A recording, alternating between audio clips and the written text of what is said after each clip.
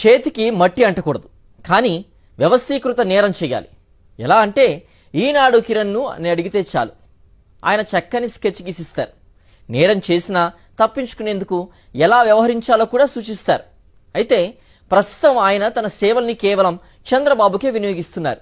లేని మద్యం స్కామ్లో తప్పుడు కథనాలు అల్లుతూ ప్రతిపక్ష పార్టీ నేతల్ని కేసులో ఇరికించే పనిలో ఉన్నారు. అలాంటి కిరణ్ కుట్రలు బయటపడ్డాయి. సాక్షాత్తు బాబు సర్కారే ఈనాడు రాసే కథనాలు గాలి కబుర్లని తేల్చి చెప్పేశాయి. ఇంతకీ అవేంటో తెలుసుకోవాలనుందా? అయితే ఒలుక్కేయండి. చేతిలో పెన్ను పేపర్ ఉంటే చాలు, తనకు ఇష్టమైన వారి కోసం భజన గీతాలు రాయొచ్చు, ఇష్టం లేని వారి మీద విషపు రాతలు రాయొచ్చని ఈనాడు మరోసారి నిరూపించింది. ప్రపంచంలో ఎప్పుడైనా ఏ పత్రికైనా ప్రజల కోసం పనిచేస్తుంది. కానీ ఏపీలో మాత్రం ఈనాడు సహా ఎల్లో మీడియా మొత్తం చంద్రబాబు భజనలో ఆరితేరిపోయింది. ప్రజల సమస్యలు వారికేవీ పట్టవు. చంద్రబాబు విసిరే కుక్క బిస్కెట్లు తింటూ ఆయనపై తమ విశ్వాసాన్ని చూపుతోంది. ఇందుకోసం ప్రత్యర్థి పార్టీ నేతలపై ఎక్కడ లేని విషాన్ని చిమ్ముతోంది. ఇదిగో ఇక్కడ కనిపిస్తున్న ఈ వార్తను చూడండి. గత మే నెల 23న ఈనాడులో మొదటి పేజీలో ప్రముఖంగా వచ్చిన వార్త ఇది. వేల కోట్లు దోచేసి ఆధారాలు చెరిపివేసి అంటూ రామోజీ పుత్రరత్నం కిరణ్ తన పత్రికలో రాసుకొని సునకానందం పడిన కథనం ఇది. ఇందులో ఆయన రాసిన విషపు రాతలు ఏంటంటే, వైఎస్ఆర్సీపీ ప్రభుత్వ హయాంలో నూతన మద్యం విధానం ముసుగులో వేల కోట్ల రూపాయలు దోపిడీకి తెగబడ్డ మాఫియా అని రాశారు. అంతేకాదు, దీనికి సంబంధించిన ఆధారాలను పెద్ద ఎత్తున ధ్వంసం చేశారని కూడా రాశారు. అంతటితో వదిలేస్తే అది ఈనాడు పత్రిక ఎందుకవుతుంది? ఈనాడు యజమాని కిరణ్ తన సునకానందం కోసం ఇంకో మాట ఏం రాశారంటే, ఆ ధ్వంసం చేసిన డేటా ఏకంగా 375 కోట్ల పేజీలంట. మీరు వింటున్నది నిజమే.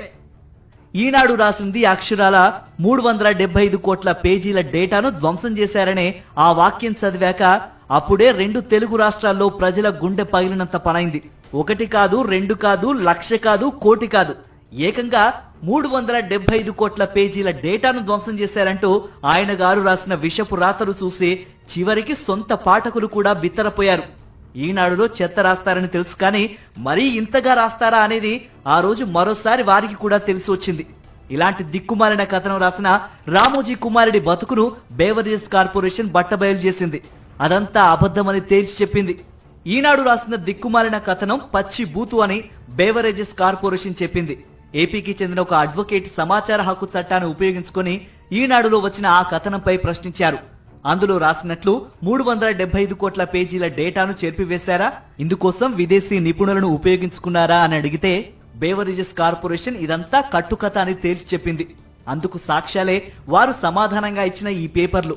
ఇది చూశాక ఈనాడు నీచ చరిత్రపై వైఎస్ఆర్ కాంగ్రెస్ పార్టీ తీవ్రంగా మండిపడింది. నిజానికి గత మే 23న ఈనాడు రాసిన కథనం చూశాక ప్రజలకు మైండ్ బ్లాక్ అయింది. ముఖ్యంగా చంద్రబాబు సర్కారులోని మంత్రులు చర్చించుకుంటూ తమకంటే ఈనాడు కిరణ్ పచ్చి బూతులను తమ పత్రిక ద్వారా మాట్లాడుతున్నారంటూ సెటైర్లు కూడా వేసుకున్నారు. రామోజీ కుమారుడు ఏం పట్టుకుని ఈ వార్త రాశారో గాని తెల్లవారేసరికి జనం ఈనాడు ముఖం మీద కేకరించి ఉమ్మేశారు. బాబు కోసం భజన చేసుకుంటే చేసుకోవచ్చు గాని వ్యవస్థలను కూడా అనుమానించేలా మరీ ఇంతలా దిగజారాలా అని చర్చించుకున్నారు. మద్యం అక్రమ కేసులో కూటమి ప్రభుత్వంతో పాటు ఎల్లో మీడియా కుట్రలన్నీ బయటపడ్డాయన్నారు వైఎస్ఆర్సీపీ లీగల్ సెల్ రాష్ట్ర అధ్యక్షుడు మనోహర్ రెడ్డి. ఆర్టీఐ సమాచారంతో ఈనాడు బండారం బయటపడిందన్నారు.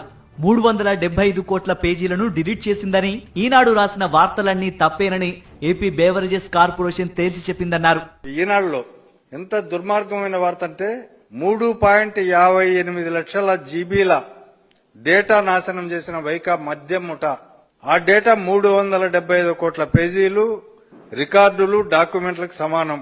ఇది వాళ్ళు హెడ్డింగ్ పెట్టింది. ఒక ఆర్టీఐ సామాజిక కార్యకర్త ఏపీఎస్పీబీసీ వాళ్ళని అడిగితే వాళ్ళు సమాధానం ఏం చెప్పారంటే, ఇలాంటి డేటాను మేము చూడలేదు, అసలు ఇట్లాంటి డేటాను ఎరేజ్ చేసినట్టు గాని ఇవన్నీ కూడా మా రికార్డుల్లో లేవు చెప్పిన జవాబు. చూశారు కదా ఏపీలో ఎల్లో మీడియా విశృంఖల శైలి. ఇక్కడ చట్టం న్యాయంతో పని లేదు, నీతి నిజాయితీలతో సంబంధం లేదు.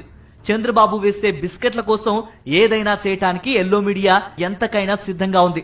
ఇందుకోసం పచ్చిగా ఎంతకైనా తెగిస్తోంది. అయితే నిజం నిప్పు లాంటిది, ఎప్పటికైనా బయటకు రాకుండా ఉండదు. అలా ఈ తప్పుడు కథనం వెనక ఉన్న నిజమేంటో నిగ్గు తేలింది. మరి ఇప్పటికైనా తాను రాసిన తప్పుడు కథనంపై ఈనాడు తెలుగు ప్రజలకు క్షమాపణ చెబుతుందా? ఏమో వేచి చూడాల్సిందే.